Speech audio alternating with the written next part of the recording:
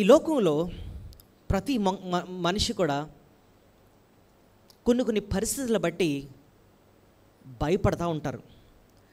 దేవుని బిడ్డలంగా కూడా ఒక్కొక్కసారి మన పరిస్థితులు మన చేజారుతున్నప్పుడు మన హృదయంలో ఏం కలుగుతుంది? భయం కలుగుతుంది. ఏమవుద్ది? నా పరిస్థితి ఏంటి, నా భవిష్యత్ ఏంటి, నా బిడ్డల పరిస్థితి ఏంటి అని చెప్పి ఒక రకమైన బెంగ, దిగులు, మరి ముఖ్యంగా భయం అన్నది మనల్ని వెంటాడుతూ ఉంటుంది. యేసు ప్రభు బిడ్డలు అలాంటి భయాలు మనల్ని వెంటాడినప్పుడు ఎలా స్పందించాలి అని చెప్పే కీర్తనే 127వ కీర్తన.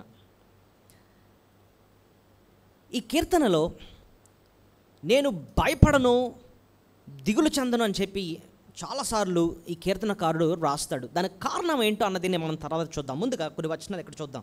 మొదటి వచనం చూడండి. యెహోవా నాకు వెలుగును రక్షణ అన్నాడు, నేను ఎవరికి భయపడుతును. ఆ మాట చూసారా? నేను ఇంకెవ్వరికి భయపడాలి అసలు అంటే అర్థం ఏంటంటే నేను ఇంకా దేనికి కూడా భయపడక్కర్లే.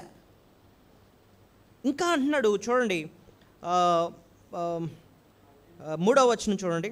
నాతో యుద్ధము చేయుటకు దండు దిగినను నా హృదయము భయపడదు, నా మీదకి యుద్ధము రేగినను దీనిలో నేను ధైర్యము విడవకుందును. ఆ మాటలు చూసారా? నా హృదయము భయపడదు, ధైర్యం అసలు విడవదు అంటున్నాడు. సో ఇక్కడ మనకు అర్థమవుతుంది ఏంటంటే కీర్తనాకారుడికి ఎంతో ధైర్యం ఉంది. మరి ఆయనకి ఏ కష్టాలు రాలేదా అండి అంటే ఈ కీర్తనలో చాలా కష్టాల గురించి ప్రస్తావిస్తున్నాడు. అలాంటి కష్టాల సమయంలో ఈ మాట అంటున్నాడు, నేను ధైర్యం విడవను, దేనికి నేను భయపడను అని. ఆయనకి కష్టాలు ఉన్నాయని ఎలా తెలుస్తుందండి అని అంటే చూడండి 11-12 వచనాల్లో కొంత మనకు అవగాహన వస్తుంది. ఇదే అధ్యాయంలో యెహోవా నీ మార్గం నాకు బోధింపు, నా కొరకు పొంచిన వారిని చూచి సరళమైన మార్గం నాకు నడిపి. చూడండి, నా కొరకు పొంచి ఉన్న వారిని చూచి. పొంచి ఉన్నవారు అంటే అర్థం ఏంటి?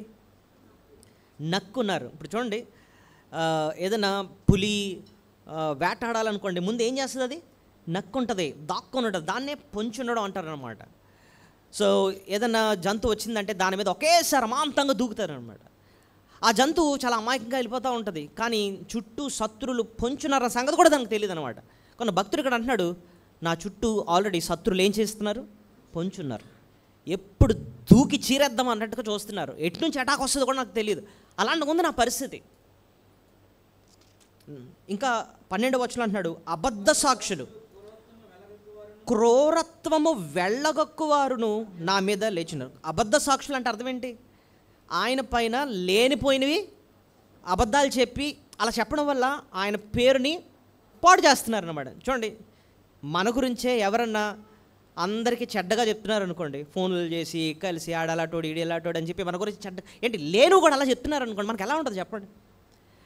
కష్టపడి నువ్వు ఎంతో యథార్థంగా జీవించి కష్టపడి కట్టుకున్న నీ సాక్ష్యాన్ని వాళ్ళు ఏం కాకుండా కూల్చేస్తున్నారన్నమాట. ఆ బాధ అనుభవించినోడు తెలుస్తుంది.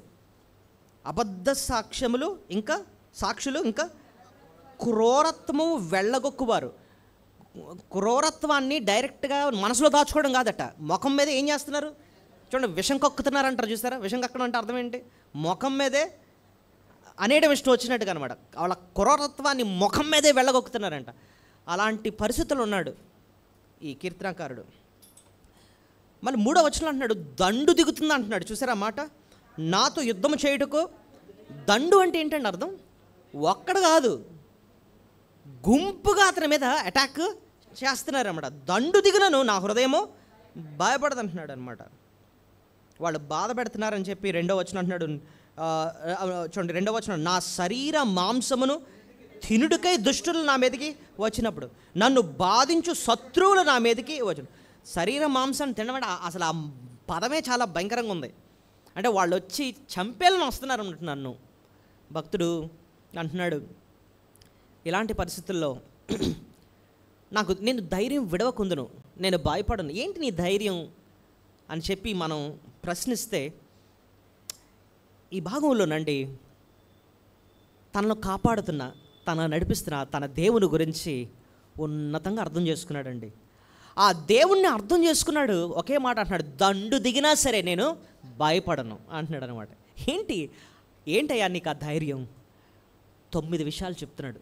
ఎన్ని విషయాలు? 9 విషయాలు. నేను నమ్ముకున్న దేవుడు ఎంత గొప్ప దేవుడు ఆయన, కాబట్టి నేను దేనికి కూడా భయపడను.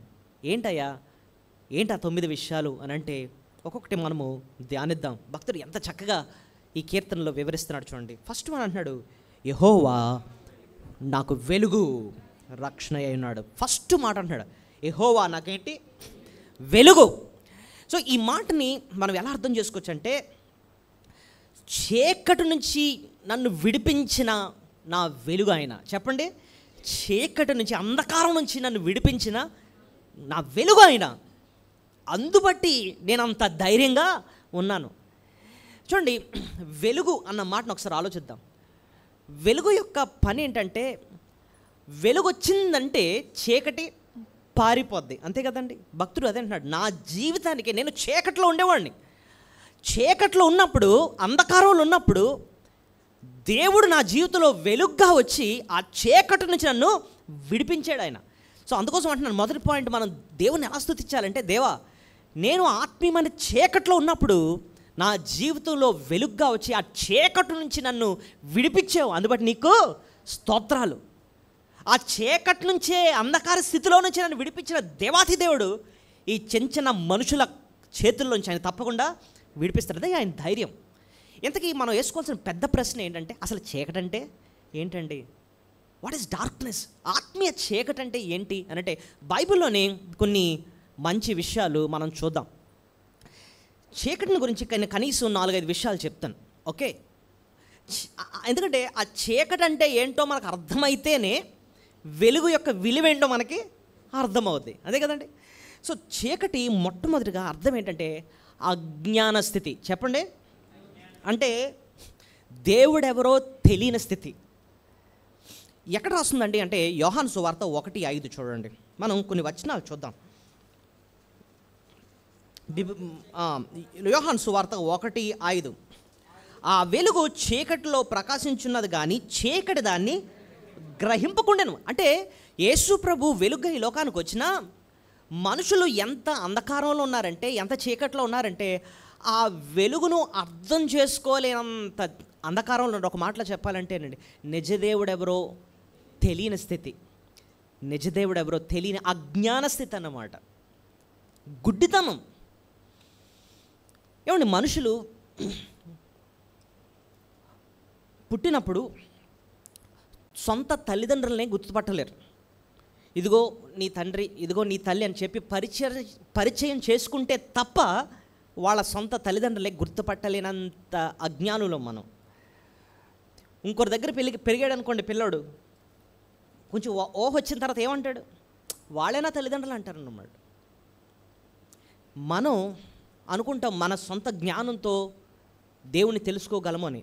దేవుడు అనంతుడు, మనం పరిమితులతో కూడిన అజ్ఞానులో అన్నమాట.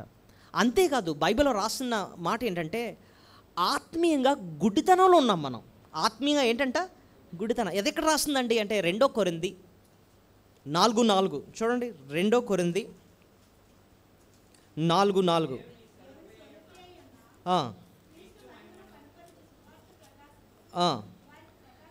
వారికి ప్రకాశింపకుండు నిమిత్తము ఈ యుగ సంబంధమైన దేవత అవిశ్వాసులైన వారి మనోనేత్రములకు గుడ్డితనం కలుగుతుంది. సో మనది ఏ స్థితి చెప్పండి? గుడితనం, ఆత్మీయ గుడితనం అనమాట. అంటే ఇప్పుడు చూడండి, ఒక గుడ్డి ఆయన ఉన్నారనుకుందాం, బ్లైండ్ పర్సన్. ఆయన ముఖం మీద ఫోకస్ లైట్ వేసామనుకోండి, ఆయనకి ఏమైనా చలనం ఉంటుందా చెప్పండి?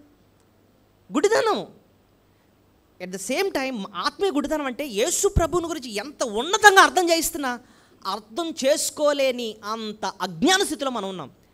మన జ్ఞానము పరిమితులతో కూడింది, అంతేకాకుండా మనం గుడ్డితనంలో ఉన్నాం. అయితే యేసు ప్రభు ఈ లోకానికి మానవుడిగా దిగి వచ్చి తన్ను తాను మనకు బయలుపరిచి ఆత్మీయ గుడ్డితనం నుంచి, అజ్ఞాన స్థితి నుంచి మనల్ని విడిపించాడు. ఆయనే నిజమైన దేవుడు అన్న సంగతిని మనకి కనుపరిచాడు. 1 యోహాను 5:20, 1 యోహాను 5:20.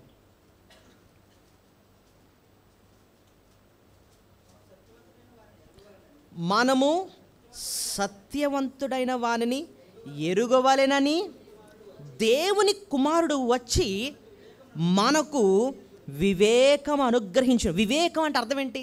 జ్ఞానము అనుగ్రహించడట. ఎటువంటి జ్ఞానము?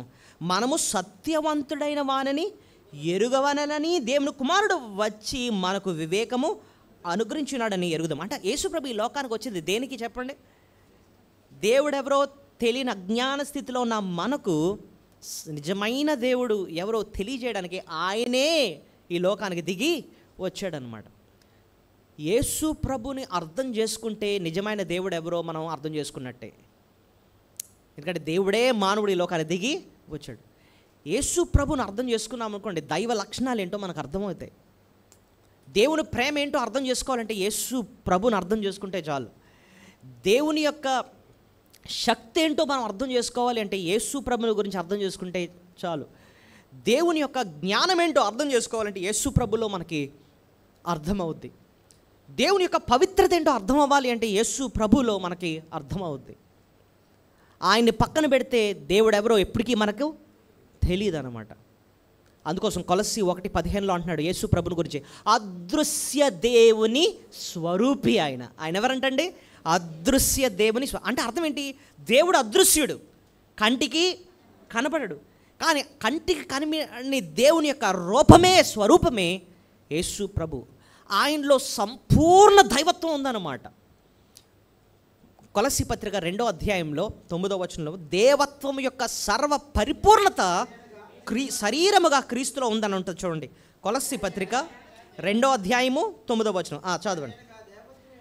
ఏలయనగా దేవత్వం యొక్క సర్వ పరిపూర్ణత శరీరముగా క్రీస్తునందు నివసించుంది. ఆ మాట చూసారా? ఏలయనగా దేవత్వం యొక్క సర్వ పరిపూర్ణత శరీరముగా క్రీస్తునందు నివసించుచున్నది. దేవత్వము క్రీస్తునందు నివసిస్తుందంటండి, సర్వ పరిపూర్ణత. ఒకసారి క్రిస్మస్ టైంలోనంట, క్రిస్మస్ జరుపుకుంటా ఉంటే ఒక పిల్లోడు వాడి మిడిమిడి జ్ఞానంతో తల్లి దగ్గరికి వచ్చి, అమ్మా దేవుడు పైనున్నాడు అని చెప్తారు కదా, ఆయన ఒకసారి ఎప్పుడన్నా ఆకాశాన్ని అలా ఓపెన్ చేసి ఒకసారి అలా చూసి వెళ్ళిపోతే బాగుండు కదా, మనకు అర్థమైపోద్ది అని చెప్పి అన్నాడంట. చూడండి, అంటే అలా ఎందుకు అడిగాడంటే, చూడండి మనకు తెలుసు కదా, కొంతమంది రాజులు అన్నవాళ్ళు, రాణులు, లేకపోతే కొంతమంది సెలబ్రిటీస్ కొన్ని స్పెషల్ అకేషన్స్లో ఏం చేస్తారంటే పబ్లిక్ అపీరెన్స్ ఇస్తారు. పబ్లిక్ అపీరెన్స్ అంటే ఒకసారి వచ్చి జనాలకు అంటే అందరికీ ఒకసారి ముఖాన్ని చూపించి వెళ్ళిపోతూ ఉంటారు. ఒకసారి నేను ముంబై వెళ్తూ ఉంటే అక్కడ షారుఖ్ ఖాన్ ఇంటి దగ్గరికి వెళ్తున్నాం అన్నమాట. షారుఖ్ ఖాన్ ఇంటి బయట మంది జనం ఉన్నారు. ఏంటిది అంతాను అని అంటే, ఆ రోజు ఏదో స్పెషల్ డే అంట. ఆ వేళ ఆయన జస్ట్ బాల్కనీలోకి వచ్చి ముఖం చూపించి వెళ్ళిపోతాడు. దానికోసం జనాలు కిటకిటలు ఆడేస్తున్నారు బయట, ఇంటి బయట వెయిట్ చేస్తున్నారు అన్నమాట. అలాగంట ఈ అబ్బాయి ఏమంటున్నాడు, క్రిస్మస్ రోజు ఒకసారి దేవుడు అలా ఆకాశాన్ని అలా ఓపెన్ చేసి ఒకసారి అలా చూసి వెళ్ళిపోవచ్చు కదా, భలే ఉండు కదా అంటే, అప్పుడు వాళ్ళ తల్లి అందంట, నానా దేవుడు అలా చూసి వెళ్ళిపోవడం కాదు, క్రిస్మస్లో జరిగింది ఏంటో తెలుసా, ఆ దేవాది దేవుడు దిగి మన దగ్గరికి వచ్చాడు మానవుడికి. అంత గొప్ప విషయం జరిగింది. చూసి వెళ్ళిపోవడం కాదు, మన దగ్గర దిగి వచ్చాడు ఆయన. అది క్రిస్మస్లో జరిగింది అనేటప్పటికి అప్పుడు ఆ అబ్బాయికి వెలిగిందంట. క్రిస్మస్ టైంలో ఒక పాట పాడతాం అనమాట, ఇంగ్లీష్లో ఒక సాంగ్ ఉంటుంది, light of the world step down into darkness. ఈ చీకటి లోకంలోకి ఆ వెలుగైన దేవుడు దిగి వచ్చాడు. నీకు నాకు దేవుడు ఎవరు అర్థం చేయించడానికి వచ్చాడు ఆయన. దేవత్వం యొక్క సర్వ పరిపూర్ణత ఆయనలో ఉంది. శరీరముగా మానవుడు ఈ లోకానికి దిగి వచ్చాడు. అది క్రిస్మస్లో జరిగింది. యోహాను 1:18 అదే చూస్తాం. ఎవ్వరు ఎప్పుడూ దేవుణ్ణి చూడలేదు, తండ్రిని చూడలేదు, తండ్రి రొమ్మునున్న కుమారుడే ఆయన్ను మనకు బయలుపరిచాడు. చదవండి మాట, యోహాను 1. ఎవ్వడు ఎప్పుడైనాను దేవుణ్ణి చూడలేదు, తండ్రి రొమ్మునున్న అద్వితీయ కుమారుడే ఆయనను బయలుపరచడం. బయలుపరచడం అంటే అర్థం ఏంటి? తెలియనోడికి పరిచయం చేయడం, తెలియజేయడం అన్నమాట. ఏ మనిషి కూడా దేవుని చూడలేదు, తండ్రి రొమ్మునున్న కుమారుడే ఈ లోకానికి దిగొచ్చి తాను మనకు బయలుపరిచాడు. దేవత్వం యొక్క సర్వ పరిపూర్ణత ఆయనలో ఉంది. అందుకోసం ఇందాక అన్నాను కదా, ఆయన చూస్తే చాలు, ఆయన అర్థం చేసుకుంటే చాలు. అజ్ఞానంలో ఉన్న నువ్వు జ్ఞానంలోకి వస్తావు, చీకట్లో ఉన్న నువ్వు వెలుగులోకి వస్తావు. దేవుడు అంటే ఈయన అని నీకు అర్థమవుద్ది అన్నమాట. భక్తుడు అర్థం చేసుకున్నా, యెహోవా నాకు వెలుగు. ఆయన ఎవరైనా వెలుగు. అజ్ఞాన స్థితిలో ఉన్న నన్ను వెలిగించాడు ఆయన. దేవుడెవరో తెలియని స్థితిలో ఉన్న నన్ను దేవుడెవరో నాకు తెలియజేశాడు. మనం కీర్తన 103 అధ్యాయంలో అంటాం, మోషేకు తన మార్గములను తెలియచేశాడు, ఇశ్రాయేలుకు అన్న ప్రజలకు తన క్రియలను కనుపరిచాడట. కనుపరచడం అంటే అర్థం ఏంటి? చూపించాడు. ఇశ్రాయేలుకే కాదండి, ఆయన వాక్యం ద్వారా నీకు నాకు కూడా ఆయన తాను బయలుపరుచుకున్నాడు. దేవా, చీకటిలో అజ్ఞాన స్థితిలో దేవుడెవరో తెలియక గుడ్డితనంలో కొట్టిమిట్టాడుతున్న నన్ను, నా అజ్ఞాన స్థితిలో ఉన్నప్పుడు దేవుడెవరో తెలియజేశావు, నువ్వు నిజమైన దేవుడిగా కనుపరుచుకున్నావు, అందుబట్టి నీకు స్తోత్రాలని దేవుడు చెప్పాలి. ఏమండి, చీకటి ఎంత భయంకరమైందంటే, ఇప్పటివరకు ఒకటి నేర్చుకున్నాం. ఏంటి చీకటి అంటే? అజ్ఞాన స్థితి, అంటే దేవుడెవరో తెలియని స్థితి. చీకటి అంటే ఇంకో అర్థం ఏంటంటేనండి, చీకటి అంటే పాపము. చీకటి అంటే ఏంటండి? పాపస్థితి.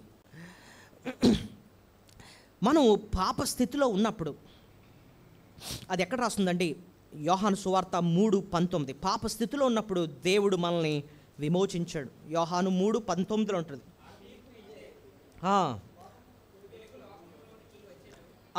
వెలుగు లోకంలోనికి వచ్చిన కానీ తన క్రియలు చెడ్డమైనందున మనుషులు వెలుగులోని ప్రేమింపక చీకటినే ప్రేమించిరి. వెలుగుని ప్రేమింపక చీకటినే ఏం చేశారు? ప్రేమించారు. ఎందుకంటే వారి క్రియలు చెడ్డమైనందున. సో చీకటి అంటే ఇంకోటి అర్థం ఏంటి? చెడ్డ క్రియలు లేదా పాపపు క్రియలు కదండి. సో దేవుడు మనల్ని అజ్ఞాన స్థితిలో నుంచి విడిపించడం మాత్రమే కాదు, చీకటి అంటే ఇంకోటి ఏమనుకున్నాం? పాపస్థితి. మన పాప జీవితంలో ఉన్నప్పుడు ఆయన వెలుగు మనలోకి వచ్చి ఆ పాపం నుంచి మనకెంతో విడుదల దేవుడు మనకి అనుగ్రహించాడు. లేవి గురించి మనం చూసాం, ఎంతో పాపస్థితిలో ఉండేవాడు.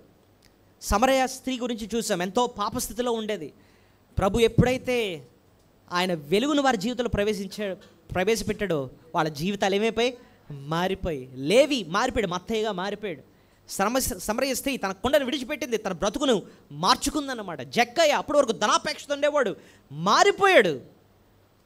సో దేవుడు కూడా మన పాప స్థితి నుంచి మనకు విడుదల ఇచ్చాడనమాట. సో చీకటి అంటే అజ్ఞాన స్థితి, దేవుడు మనకు దైవ జ్ఞానాన్ని అనుగ్రహించాడు. చీకటి అంటే పాపస్థితి, దేవుడు పాపం నుంచి విడుదల మనకు ఇచ్చాడు. ఇంకోటి చీకటి అంటే దారి తెలియని స్థితి. చెప్పండి, చీకటి అంటే ఇంకోటి ఏంటండి? దారి తెలియని స్థితి. యోహాను సువార్త 12:35 ఉంటుంది ఆ సత్యం. చూడండి, యోహాను 12:35.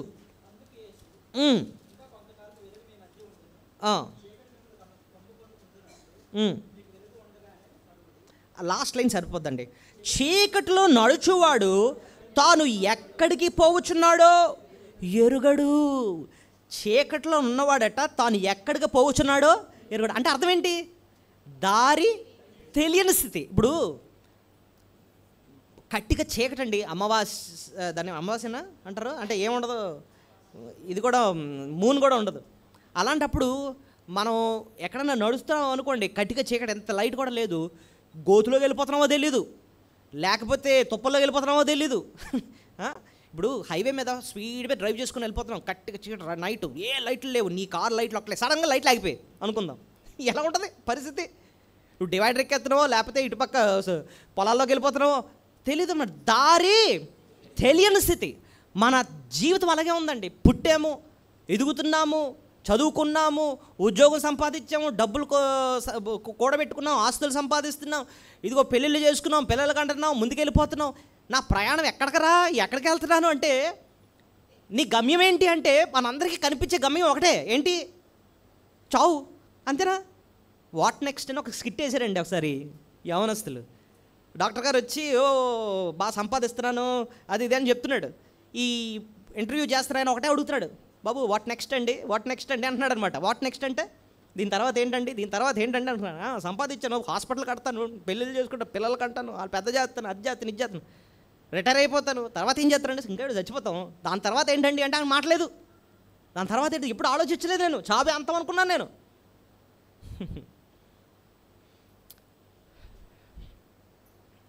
యేసుప్రభు ఈ లోకానికి వచ్చి పరలోకానికి మార్గము నేనే అని చెప్పి ఆయన తను తాను మనకు బయలుపరచుకుని, నేనే మార్గమును సత్యమును జీవం, నా ద్వారా తప్ప ఎవరు పరలోకానికి చేరరు, నేనే మార్గం అని చెప్పి పరిచయం చేసుకున్నాడు.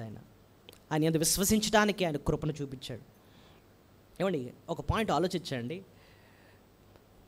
దేవుడు వెలుగుగా ఈ లోకానికి వచ్చాడు, కానీ మనము ఆయన అంగీకరించాలి అంటే మన గుడ్డితనం నుంచి మనం విడుదల పొందాలి. లేకపోతే ఆయన ఎంత బయలుపరిచినా కూడా మనం అర్థం చేసుకోలేని స్థితిలోనే ఉండిపోతాం. కానీ ప్రభు ఆయన కృప ఎంతదంటే ఆయన వెలుగుగా ఈ లోకానికి వచ్చాడు, కాదు మన గుడ్డితనం నుంచి కూడా ఆయన మనకు విడుదల ఇచ్చాడు. అప్పుడే ఆయన మనం అర్థం చేసుకోగలిగామన్నమాట. ఆయన వెలుగులో నడిచే అంత కృపను మనకు, ఆయనతో సహవాసం చేసే అంత కృపను మనకు ఆయన అనుగ్రహించాడు. ఆయన ఈ సత్యం ఎలా చెప్పారండి అంటే 1 యోహాను 1:7 ఉంటుంది చూడండి. 1 John 1:7. 1 యోహాను 1:7. అయితే ఆయన వెలుగులోనున్న ప్రకారము మనము వెలుగులో నడిచిన ఎడల మనం అన్యోన్య సహవాసం గలవారై యుందుము. చూడండి, ఎవరితో అన్యోన్య సహవాసం? యేసు ప్రభుతో అన్యోన్య. సో వెలిగించడం అంటే ఏదో కొత్త ఇన్ఫర్మేషన్ మనకి ఇవ్వడం కాదండి, ఆయనతో వ్యక్తిగత అన్యోన్యమైన సహవాసం. అది చాలా ఇంపార్టెంట్. అంటే యేసుప్రభుని తెలుసుకోవడం అంటే ఏదో కొత్త విషయం తెలుసుకోవడమా అండి, తెలియని విషయం ఏదో తెలుసుకోవడమా అండి అంటే అది కాదు అని అర్థం. తెలుసుకోవడమే కాదు, ఆయనతో అన్యోన్యమైన సహవాసం కలిగి ఉండడం ఎంత గొప్ప విషయం ఆలోచించండి. సో దేవుడు చీకట్లో ఉన్న మనల్ని, అజ్ఞానంలో ఉన్న మనల్ని వెలిగించి ప్రభువుని గురించిన జ్ఞానం ఇవ్వడం మాత్రమే కాదు, ఆయనతో అన్యోన్యమైన సహవాసాన్ని మనకి ఇచ్చాడు. పాపస్థితి అన్న చీకట్లో ఉన్నప్పుడు ఆయన వెలుగును పంపించి ఆ పాపం అన్న చీకట్లో నుంచి ఆయనకు మన విడుదల ఇచ్చాడు. దారి తెలియని స్థితిలో ఉన్న మనల్ని పరలోకానికి మార్గములు ఇదే అని చెప్పి ఆ సత్యాన్ని మనకు తెలియజేసి ఆయన మార్గంలో మనల్ని నడిపిస్తున్నాడు. ఇక చీకటి అంటే ఇంకోటి ఏంటండి అని అంటే చూడండి, ఎంత ఇలా జాగ్రత్తగా చదువుతుంటే ఎంత సత్యం మనకు తెలుస్తూ ఉంటుందో. మూర్ఖత్వం అంట. చీకటి అంటే ఏంటి? ఇంకోటి మూర్ఖత్వం. చెప్పండి మాట. మూర్ఖత్వం. మూర్ఖత్వం అంటే ఏంటండి? ఈడు మూర్ఖుడండి అంటే అర్థం ఏంటి? ఈడు చెప్తే ఇనే రకం కాదండి, అది మన స్థితి. ఎలా చెప్పారండి అంటే మన మనసులే అంధకారంలో ఉండేవాటండి. ఎక్కడ రాస్తుంది? ఎఫెసీ పత్రిక 4:18 చూడండి. ఎఫెసీ పత్రిక 4:18. ఎఫెసీ 4. అబ్బా, ఏ మనసట? అంధకారమైన మనసు గలవారై తమ హృదయ కాఠిన్యము వలన తమలో నా అజ్ఞానము చేత దేవుని వల్ల కలుగు జీవం నుండి వేరుపడిన వారే. ఆగండి, ఇక్కడున్న మాటలు చూసారా? ఈ అంధకారమైన మనసు హృదయాన్ని ఎలా చేసింది? కఠినం. అంటే అర్థం ఏంటంటే నువ్వు ఎంత చెప్పినా రాయి గుండె ఎప్పటికీ కూడా పగలదనమాట. ఇంతకుముందు ఎన్నిసార్లు యేసు ప్రభుని గురించి విన్నాము, ఎన్నిసార్లు దేవుడు ఆయన వాక్యం ద్వారా మనతో మాట్లాడాడో. మన హృదయ కాఠిన్యం, ఇంకో మాట ఇందాక ఏం చెప్పాను? మూర్ఖత్వం. ఎలాంటిది అది? హృదయ కాఠిన్యం అంటే అదే మూర్ఖులు అన్నమాట. ఎంత చెప్పినా ఎలా మీరు చెప్పినంత సోది, అది సత్యం లేదు, వీడు ఒక్కడే వెళ్తాడట పరలోకం, మేము వెళ్ళమాట. ఇలాగే అడ్డంగా మాట్లాడడం, దీన్ని ఏమంటాం చెప్పండి? మూర్ఖత్వం. అలాంటి మూర్ఖత్వంలో ఉన్న మనల్ని ఆయన వెలుగును పంపించి హృదయాన్ని కరిగేటట్టు చేశాడండి, ఆయనకు లోబడేటట్టు చేశాడు. ఇదండి, ప్రభువా నువ్వు వెలుగ్గా నా జీవితంలో వచ్చినందుకు నీకు స్తోత్రాలు. భక్తుడు ఆ కీర్తన రాస్తున్నప్పుడు స్టార్టింగ్ ఆ మాట ఎందుకు అన్నాడు అంటే అందులో అంత లోతైన అర్థం ఉంది కాబట్టి ఫస్ట్ ఆ మాట అన్నాడు, యెహోవా నాకు వెలుగు, ఆయన నాకు వెలుగు. చెప్పండి, 4 విషయాలు చెప్పాను. ఏంటి చీకటి అంటే ఏంటి? దేవుడెవరో తెలియని అజ్ఞాన స్థితిలో ఉన్నాం. అలాంటిది దేవుడు మనల్ని వెలిగించి ఆయన గురించి తెలుసుకునే సత్యం కాదు, ఆయనతో సహవాసం చేసే అంత గొప్ప భాగ్యం మనకి ఇచ్చాడు. ఇంకా చీకటి అంటే ఏంటి? పాపస్థితి. పాపంలో పొరులాడుతున్నాం మనం. చీకటి జీవితం, చెడుగు జీవితం, అదే గొప్ప అనుకొని బ్రతుకుతున్నప్పుడు ఆయన వెలుగు మనలోకి వచ్చి ఆ పాప స్థితిని తొలగించిందన్నమాట. ఇంకా దారి తెలియని స్థితి, ఎక్కడికి వెళ్తున్నామో తెలియదు, జీవితం అంతా ఇదే అన్న భ్రమలో ఉన్నాం, మనం నరకానికి వెళ్ళిపోతున్నాం, స్పీడ్ మీద వెళ్ళిపోతున్నాం. కొండ మీద నుంచి రాయ దొర్లించామనుకోండి, రాయి ఎలాగెళ్తుంది? స్పీడ్గా కిందకు వచ్చేస్తుంది కదా. ఇంకా రాను రాను రాను ఇంకా స్పీడ్గా వెళ్తుంది. అంత స్పీడ్గా మనం ఎక్కడికి వెళ్ళిపోతున్నాం తెలుసండి? నరకానికి వెళ్ళిపోతున్నాం. అలాంటి స్థితిలో ఉన్నాం మనం. చీకటిలో దేవుడు వెలిగించి, ఇదిగోరా నీ దారి ఇది, ఇలా వెళ్ళిపోతున్నాం నరకానికి, ఇది జీవమార్గం అని చెప్పి ఆయన పరలోక మార్గాన్నిగా మనకు తెలియజేశాడు. 4, మూర్ఖత్వం ఉన్నాం, హృదయ కాఠిన్యం, దేవునికి లోబడని అంధకారమైన మనసు. అలాంటి హృదయాన్ని ఆయన వెలిగించి, మెత్తని హృదయాన్ని, కరిగిన హృదయాన్ని, ఆయనకు లోబడే మనసు మనకిచ్చాడు. అసలు దీన్ని బట్టే మనం దేవుని ఎంతో మన స్తుతులు చెల్లించాలండి. ఇంత శ్రేష్టమైన సత్యం. ఇంకోటి, చీకటి అంటే ఇంకో అర్థం కూడా ఉంది, చెప్పనా? చీకటి అంటే అశాంతి. చీకటి అంటే ఏంటండి? అశాంతి, శాంతి లేని జీవితం. ఎంత సంపాదించాడు, ఇన్ని కట్టాడు, కానీ వాడుకున్న అంధకారాన్ని బట్టి, దేవుడు లేని స్థితిని బట్టి వాళ్ళ మనసంతా కూడా ఎలా ఉంది తెలుసా? అశాంతి, ప్రయాస. అందుకోసం మత్తయి సువార్త 11:28 అంటాడు ప్రభు, ప్రయాసపడి భారం మోస్తున్న సమస్య జల్ల. అంటే అర్థం ఏంటి? నాకు దూరంగా ఉంటే మీకు మిగిలింది ఏంటి? ప్రయాస, భారమే, ప్రయాసే. ప్రయాసపడి భారం మోస్తున్న సమస్త జనులు, ఒక్కడు కాదు, సమస్తమైన జనులు యేసు ప్రభుకు దూరంగా ఉండి ఆ శాంతిలోనే ఉన్నారన్నమాట. జీవితం ఎంత సంపాదిస్తున్నా, ఎంత సాధిస్తున్నా, నీ జీవితంలో శాంతి లేదు, ప్రయాస ఉంది, భారంగానే ఉంది నీ జీవితం. నా యొద్దకు రండి, నేను మీకేమిస్తాను? విశ్రాంతి, నిజమైన విశ్రాంతిని ఇస్తానంటున్నాడు అన్నమాట. సో దేవుడు ఇంతగా మనం వెలిగించినందుకే, ఆ మాటను బట్టే చాలండి దేవుని మనం ఏం చేయాలి? స్తుతులు చెల్లించాలి. రెండో మాట, ఆయన రక్షణ. ఏముందండి? ఎక్కడ చూడండి, మళ్ళీ వెళ్ళిపోదాం. కీర్తన 27 మనం ఈవేళ ధ్యానిస్తున్నాం కదా. యెహోవా నా, త్వరగా వెళ్ళకూడదు, ఫస్ట్ లైన్లోనే యెహోవా నాకు వెలుగును. రెండో మాట, యెహోవా నాకు రక్షణ. రక్షణ, వెలుగును, రక్షణ. సో రెండోది, ప్రభువును మనం స్తుతించాల్సింది ఏంటంటే, దేవా నన్ను రక్షించినందుకు నీకు స్తోత్రాలు అని చెప్పాలి.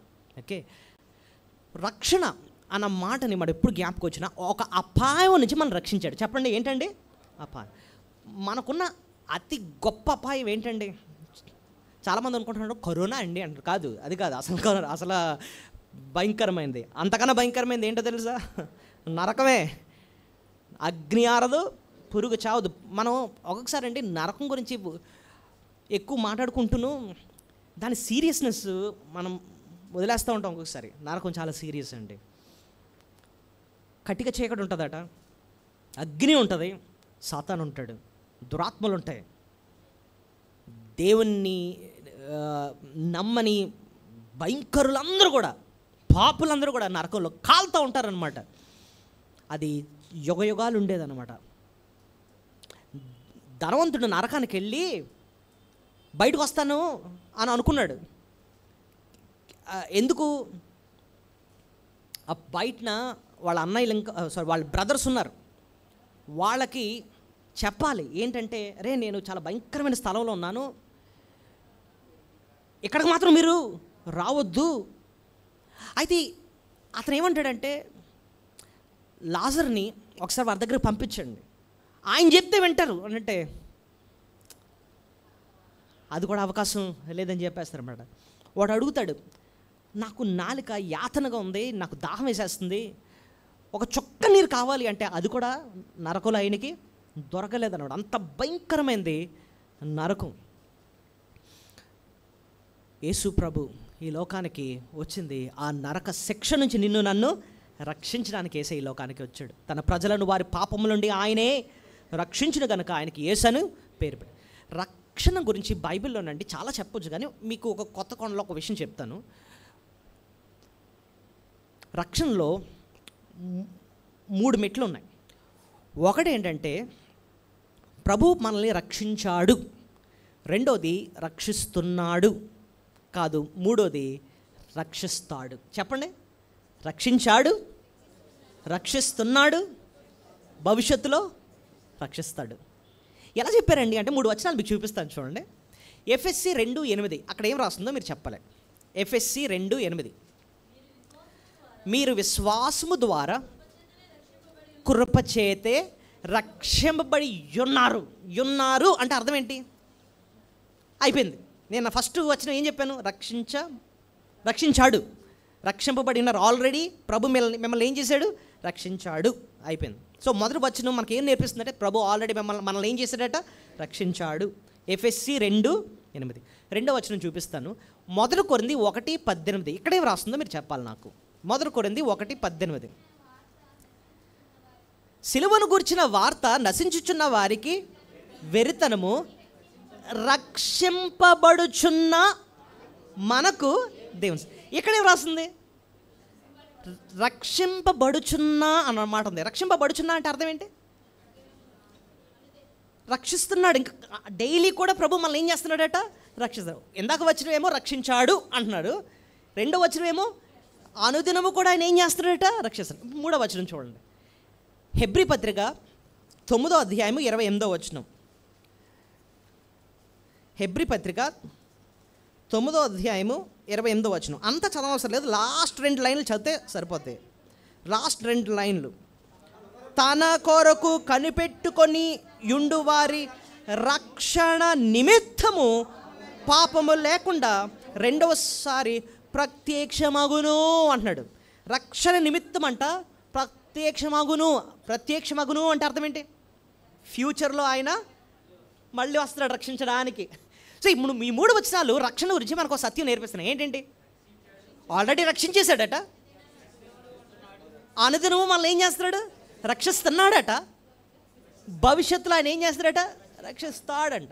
ఇంతకీ మీకు వెంటనే దేని నుంచి రక్షించాడండి, దేని నుంచి రక్షిస్తున్నాడు అండి, భవిష్యత్తులో దేని నుండి మనల్ని రక్షిస్తాడన్న ప్రశ్న మనకి జవాబు రావాలి. ఫస్ట్ పాప శిక్ష నుంచి మనల్ని రక్షించాడు. చెప్పండి. పాప శిక్ష నుంచి మనల్ని, అంటే పాప శిక్ష ఏది? నరకం నుంచి మనల్ని ఏం చేశాడు? రక్షించాడు. ఇంకా యేసు క్రీస్తునందరి వారికి ఏ శిక్షా విధి లేదు. ప్రభువుని నమ్ముకున్నాం, యేసయ్యా నన్ను క్షమించిన ఆయన, నరకం నుంచి తప్పించిన ఆయన, ఇదిగో నీ ఇంకా నరకం లేదు, ఇంకా నేను క్షమించాను నీ పాప, రక్షించాడు ఆల్రెడీ. మరి దేని నుంచి మనల్ని రక్షిస్తున్నాడు అనుదినము అంటే, మనకి ఈ లోకంలో 3-4 మనల్ని పోరాడుతూ ఉంటారు. ఏంటండి? పాపం చేయమని పోరాడుతూ ఉంటారు. ఏదండి అంటే, ఒకటి మన శరీరం అంతా ఏం చేస్తూ ఉంటుంది? మన పెద్ద శత్రువు ఎక్కడో కాదు, మన శరీరమే. నేను ఈవేళ నుంచి వ్యక్తిగా జీవిస్తాను, శరీరం ఉంటుంది, ఎలా జీవితాను నేను చూస్తాను అంటుంది. ఒప్పుకోదు. మన పాప స్వభావం అంటారు దాన్ని. రెండోది సాతానుగాడు ఊరుకుంటాడా? నేను భక్తిగా జీవిస్తాను అనుకుంటే ఆడే మనల్ని శోధిస్తూ ఉంటాడనమాట. మూడోది లోకం ఒప్పుకోదన్నమాట. బైబిల్ పట్టుకొని వెళ్తే చాలు అనమాట. నోటుకొచ్చినట్టు ఇష్టానుసారంగా చేయడం, నోటుకొచ్చినట్టు మాట్లాడడం. సో 3 కూడా మనతో ఏం చేస్తూ ఉంటారు? దాడి చేస్తూ ఉంటారు. మరి వాటి నుంచి మనకేం కావాలి? రక్షణ కావాలి కదా. సో ప్రభు అనుదినము కూడా మనకేమిస్తున్నాడు? ఆయన రక్షిస్తున్నాడు. అర్థమైందా?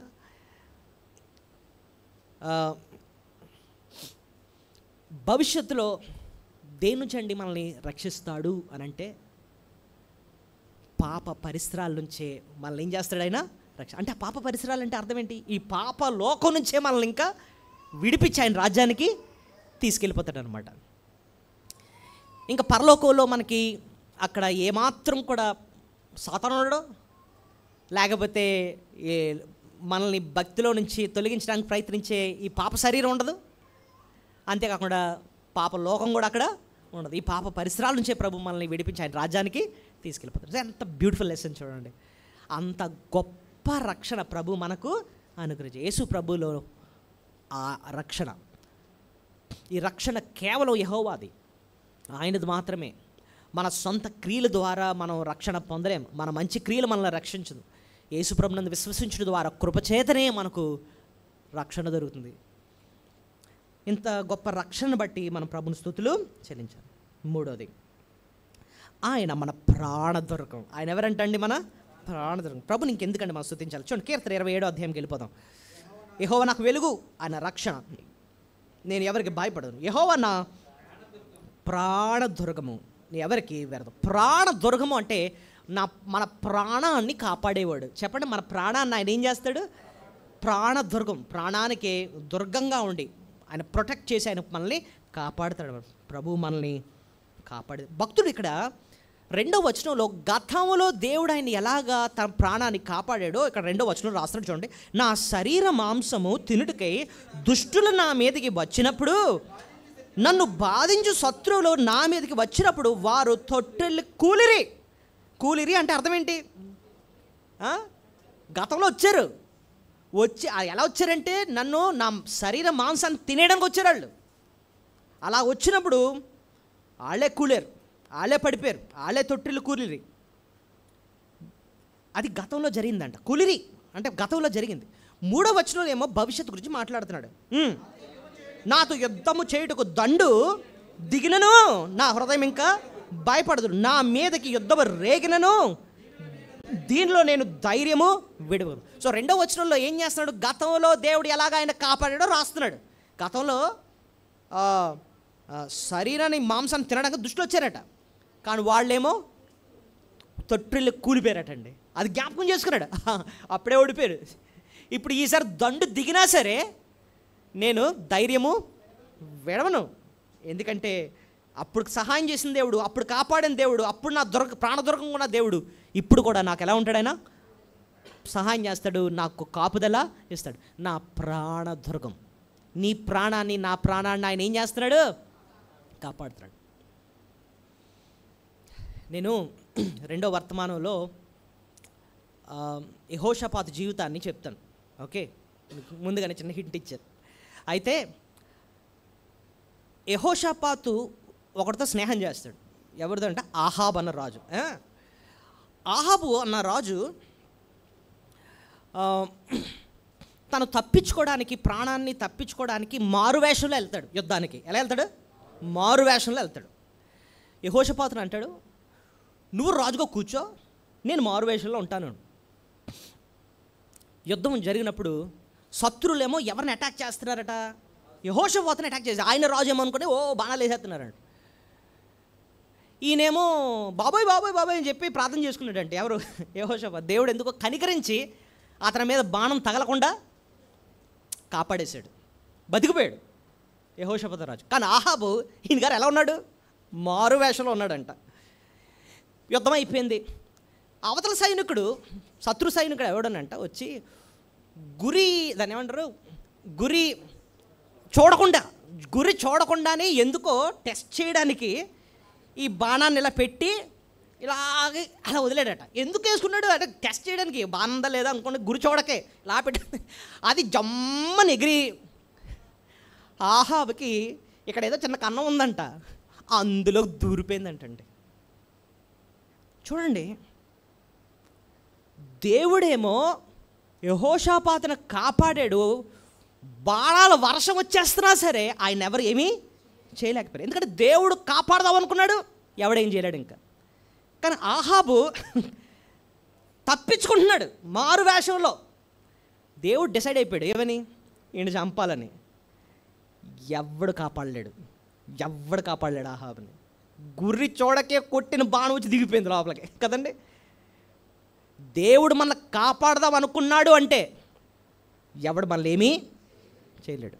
ఆయనే మన ప్రాణ దుర్గం. దేవుడే కానీ మనల్ని చంపేద్దామని డిసైడ్ అయ్యాడా, నువ్వు ఎంత దాక్కున్నా సరే బయటికి లాగబరి చంపుతాడు. సో కాబట్టి ఆయనకు దూరంగా ఉండటం నీకు క్షేమం కాదు. ఆయనలోనే నిజమైన ప్రాణ దుర్గము, ఆయనలోనే నీకు కాపుదల. ఆయనకు దూరంగా ఉండి నువ్వు సాధించేది ఏమీ లేదన్నమాట. ఆయన మన ఈ వేళ వరకు మనం క్షేమంగా ఉన్నాము అంటేనండి, నీ ప్రాణానికి దుర్గంగా ఉండి ఆయన నిన్ను నన్ను ఏం చేస్తున్నాడు? కాపాడుతున్నాడు. అందుబట్టే మనం దేవుని ఏం చేయాలి? స్తుతించాలి కదండి. చూడు, 3 అద్భుతమైన విషయాలు నేర్చుకున్నామండి. ప్రభుని ఎందుకంటే మనం స్తుతించాలి.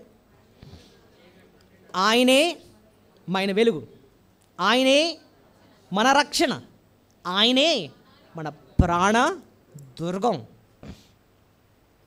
4వది,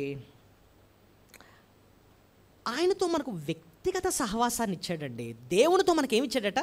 వ్యక్తిగత ఇది ఎలా చెప్పారండి అంటే 27వ అధ్యాయంలో నా నా అన్న మాట ఎంత చక్కగా వాడతాడు చూడండి. యెహోవా వెలుగు రక్షణ అని అన్నాడా?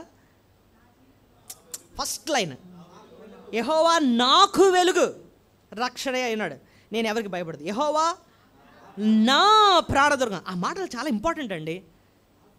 చూసారా, యెహోవా నాకు వెలుగు, యెహోవా నాకు రక్షణ, యెహోవా నా ప్రాణదుర్గం. ఇందాక మన కీర్తన 23లో చూస్తే యెహోవా కీర్తన 23 యెహోవా నా కాపరి. నా అన్న మాట ఏం నేర్పిస్తుంది చెప్పండి? ఏమండి, ఇక్కడ మీ ఫోన్ ఉందనుకోండి, నా ఫోన్ అంటున్నారు. ఆ నా అన్న మాట ఏం నేర్పిస్తుంది? నీకు ఫోన్కి ఒక అన్యోన్యమైన సంబంధం ఉంది. ఎవరిదో ఫోన్ అంటే అది నా ఫోన్ అనం, ఎందుకంటే దానికి నీకు సంబంధం లేదన్నమాట. సో భక్తుడు ఆ మాట నొక్కి చెప్తున్నాడు, పదే పదే అంటున్నాడు. మీరు అలా చదువుకుంటూ వెళ్తుంటే నా దేవుడు, నా ప్రభు, ఆ నా అన్న మాట ఆయనకి మనకి వ్యక్తిగత సంబంధం. యోహాను 10:27-28 వచ్చిన నా గొర్రెలు అంటాడు ప్రభు. ఈ గొర్రెలు ఎవరు? నా గొర్రెలు నా స్వరమును విను, అవి నన్ను వెంబడించు, నేను వాటిని ఎరుగుతును, అవి నన్ను ఏం చేస్తాయి? వెంబడి. ప్రభు అంటున్నాడు నా అన్న మాట ఉపయోగిస్తున్నాడు. అంటే మనకి ప్రభుకి ఏముందండి? వ్యక్తిగత సహవాసం, సంబంధం. దాన్ని నిత్య జీవం అని కూడా అంటాం. నిత్యము దేవునితో కలిసి అన్యోన్యంగా జీవించే జీవితం అన్నమాట. ప్రభు నీకు అది ఇచ్చాడు, పేరు పెట్టి పిలుస్తున్నాడు నిన్ను, నువ్వెవరో ఆయనకు తెలుసు అన్నమాట.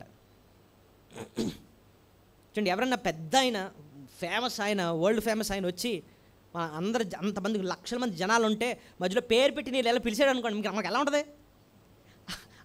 తట్టుకోలేము మనం. ఎంతమందిలో ఆయన నన్ను గుర్తుపెట్టాడు, నా పేరు పెట్టి పిలిచే. దేవుడు అంటున్నాడు, ఎంత విశ్వంలో ఎన్ని కోట్ల జనాభాలో నువ్వెవరో నాకు తెలుసు, నీకు నాకు వ్యక్తిగత సంబంధం ఉంది అంటాడు ప్రభు.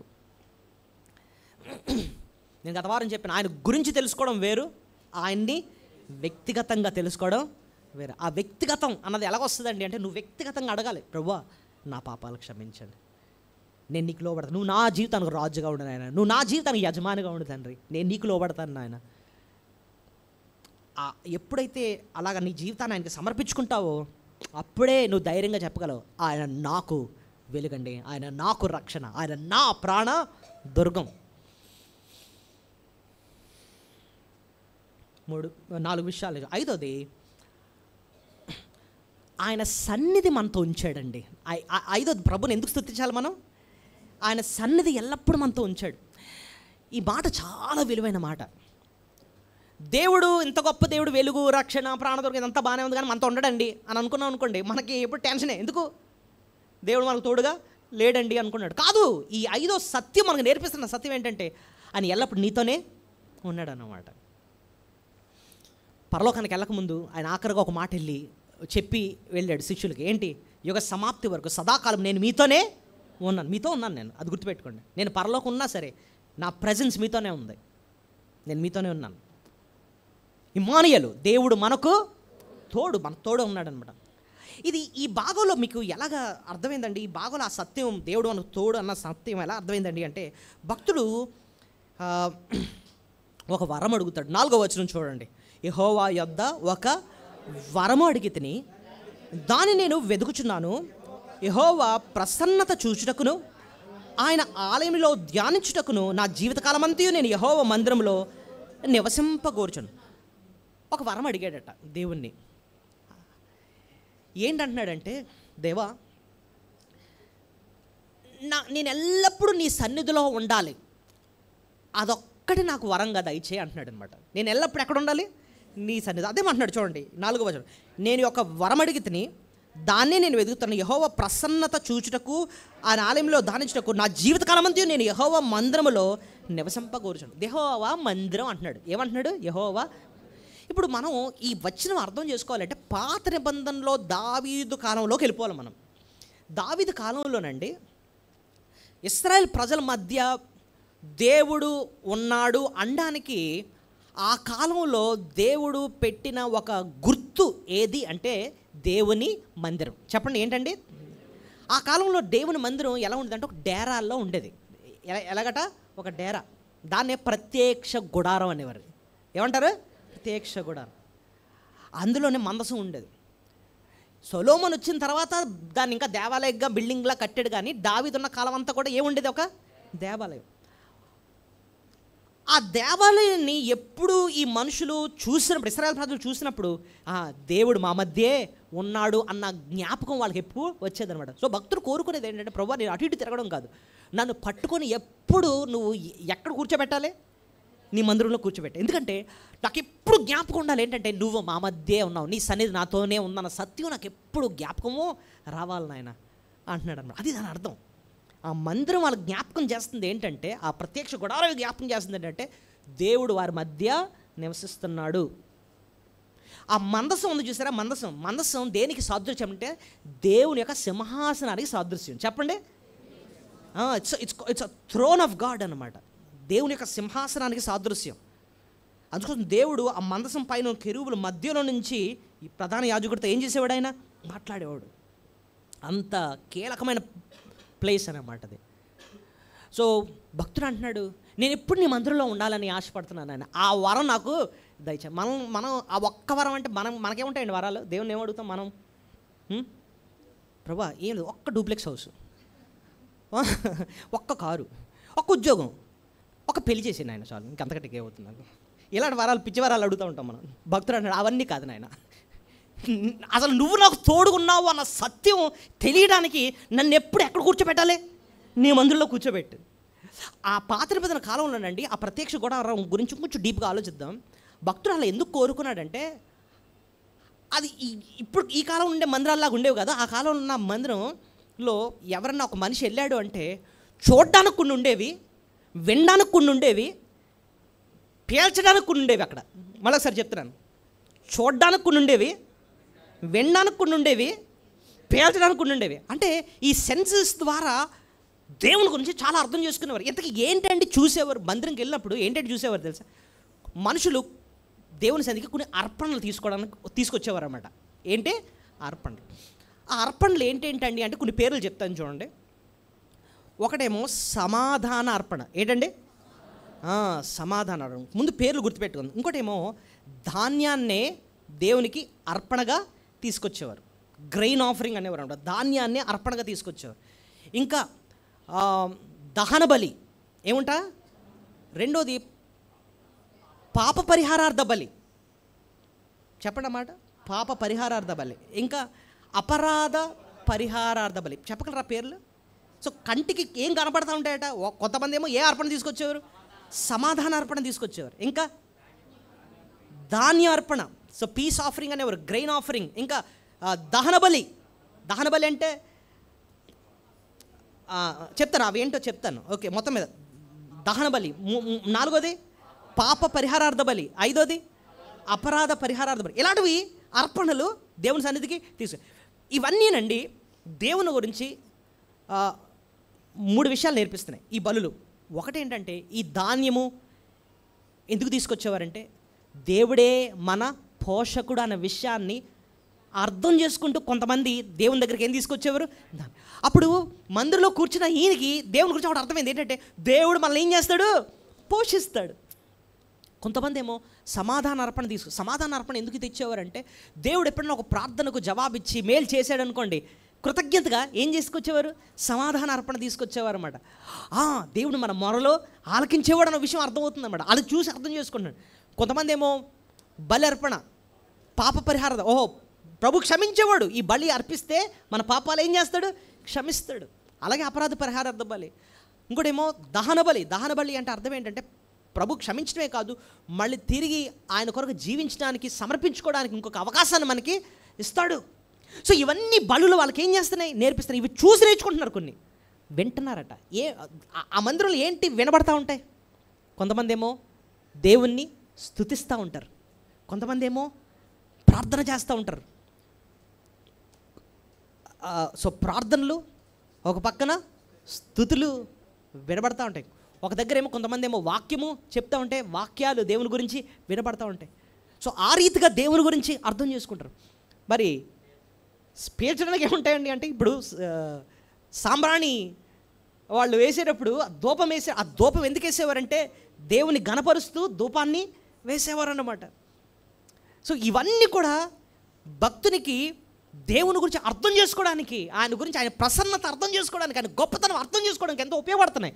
అందుకోసం దేవుని ఏమడుగుతున్నాడంటే, ప్రభువా నేను ఎల్లప్పుడూ నీ సన్నిధిలో ఉండి నీ యొక్క ప్రసన్నత, నీ యొక్క ప్రజెన్స్, నువ్వు నాతో ఉన్నావన్న సంగతిని ఎప్పుడు జ్ఞాపకం చేసుకోవడానికి, నీ సన్నిధిలో ఉండడానికి ఆ వరం నాకు దయచేయి నాయనా అన్నాడు. అసలు ఎంత బ్యూటిఫుల్ చూడండి.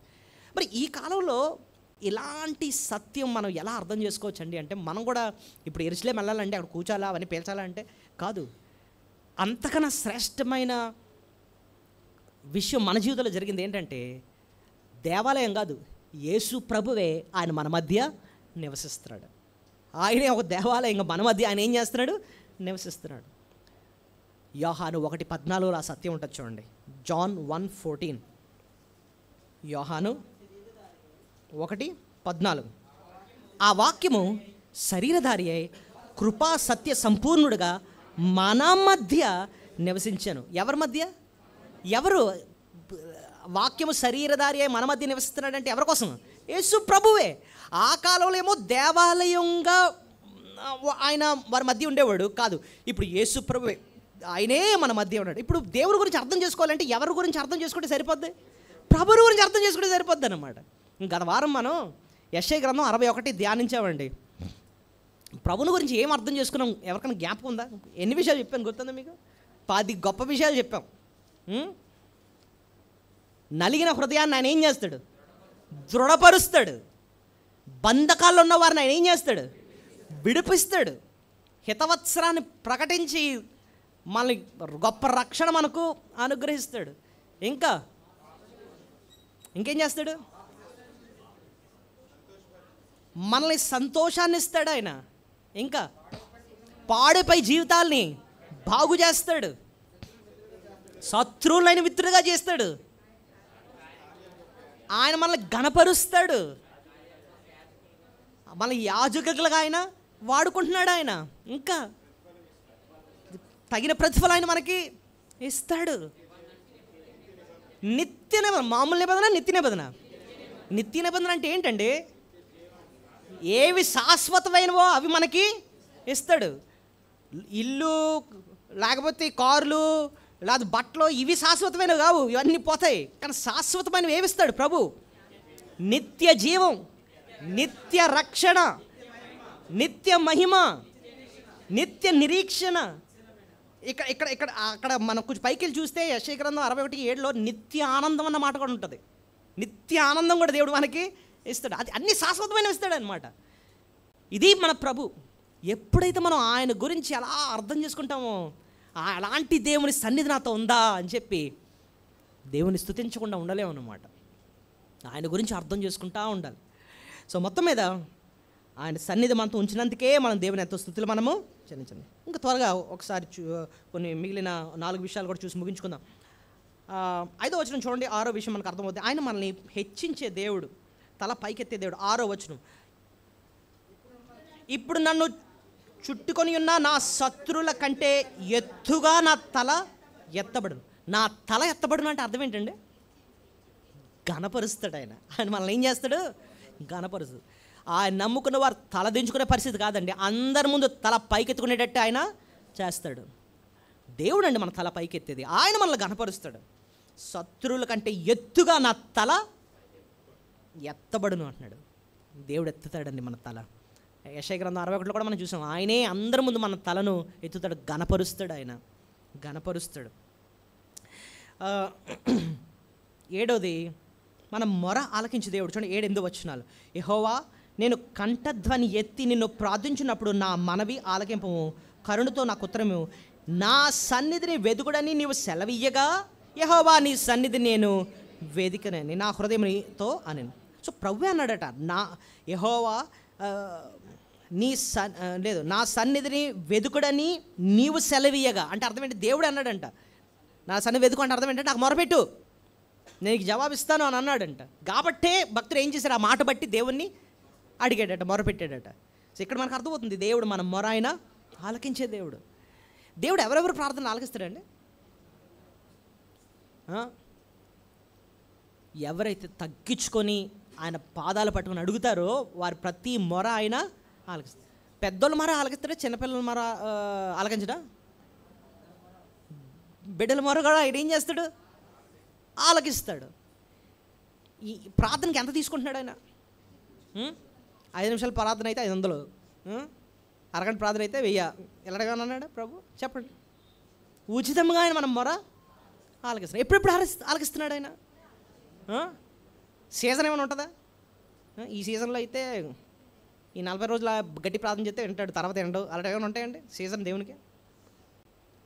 రాత్రి, ఉదయం, మధ్యాహ్నం అలాంటి టైం ఏమి ఉంటుంది? ఆఫీస్ టైమింగ్స్ దేవునికి 24/7 ఎప్పుడు మొరపెట్టినా ఆలకించే దేవుడు ఆయన. ఇప్పటికి ఎన్నిసార్లు ఆయన మన ఆలకించాడో దాన్ని బట్టి మనం దేవుని ఏం చేయాలి? స్తుతించాలి. అది 7వ విషయం. 8వ వచనం నాకు చాలా ఆదరించే, సంతోషించే విషయం. 10వ వచనం చూడండి.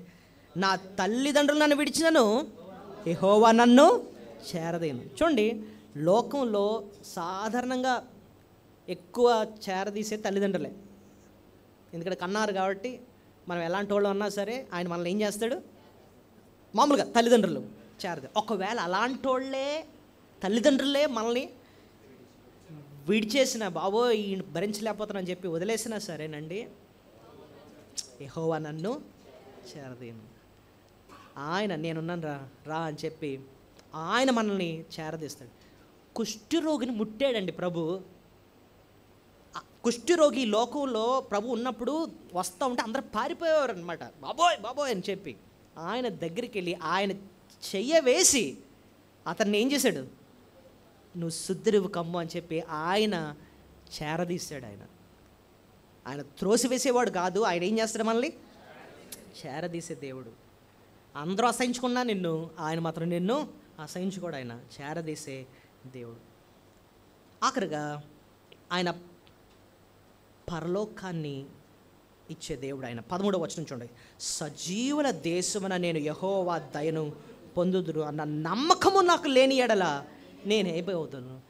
సజీవులున్న దేశంలో నేను ఉంటానన్న నమ్మకాన్ని మనకి ఇచ్చాడు. అంతే. దీన్ని క్రొత్త నిబంధనలో జీవంతో కూడిన నిరీక్షణ. చెప్పండి మాట, జీవంతో కూడిన నిరీక్షణ. పరలోకానికి వెళ్తాను, నేను మరణించిన ఆయన సన్నిధికి వెళ్తానన్న నిరీక్షణ నాకు దేవుడు ఇచ్చాడు.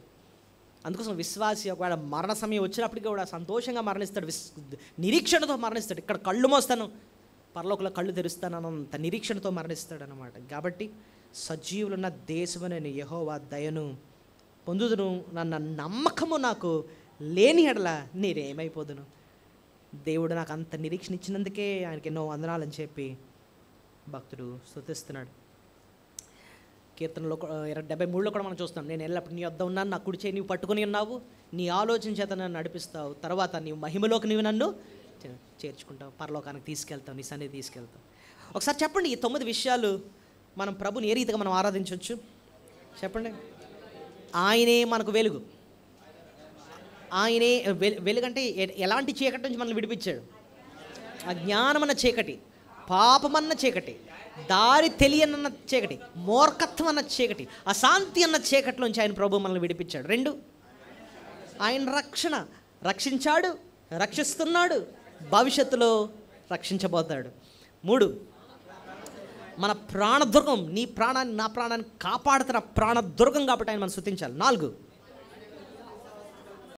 ఆయనతో వ్యక్తిగత సహవాసాన్ని మనకి ఇచ్చాడు, అందుబట్టే మనం స్తుతించాలి. 5, ఆయన సన్నిధి ఎల్లప్పుడు మనతోనే ఉంచాడు, అది అయిపోయింది, అది 4. 5 అదే ఆయన సన్నిధి మనతో ఉంచాడు, రైట్. 6, ఆయన మనల్ని ఘనపరుస్తున్నాడు. 7, ఆయన మన మొర ఆలకిస్తున్నాడు. 8, ఆయన మనల్ని చేరదీస్తున్నాడు. 9, పరలోకంకి వెళ్తామన్న నిరీక్షణ ఆయన మనకి ఇచ్చాడు. వీటన్ని బట్టి మన ప్రభుని స్తుతులు చెల్లించుకుందాం. యెహోవాను